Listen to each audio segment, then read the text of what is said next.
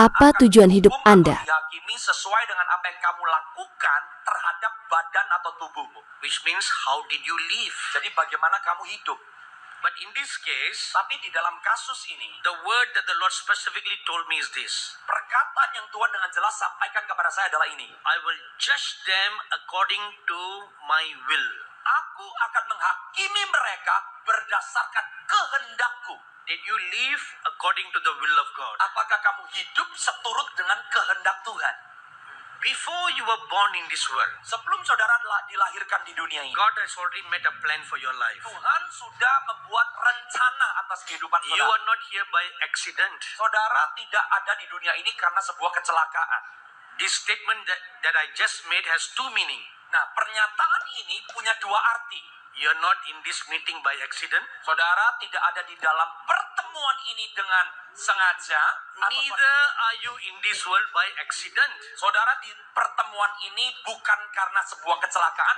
Anda juga tidak tiba-tiba karena kecelakaan muncul di dunia ini. You are not born because of the union of your father and mother. Saudara lahir bukan hanya karena persetubuhan bapak dan ibumu. That is the physical reason. Itu adalah alasan fisik. But you are born because God willed that you be born. Tapi saudara dilahirkan di dunia ini karena Tuhan berkehendak supaya Anda dilahirkan. You have a purpose. Saudara punya tujuan. Percaya. Percaya. Percaya. Percaya. You have a purpose. Saudara punya tujuan.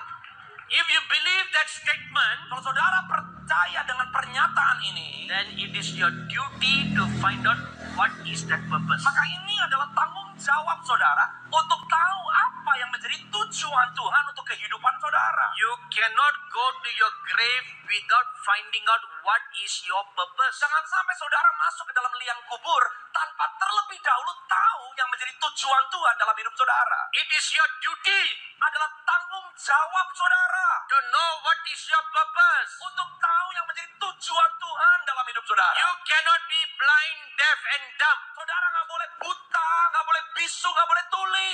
You cannot just be like a person who grow up, Saudara nggak boleh jadi orang yang hanya bertumbuh, get married, menikah, have a family, punya keluarga, raise up your children.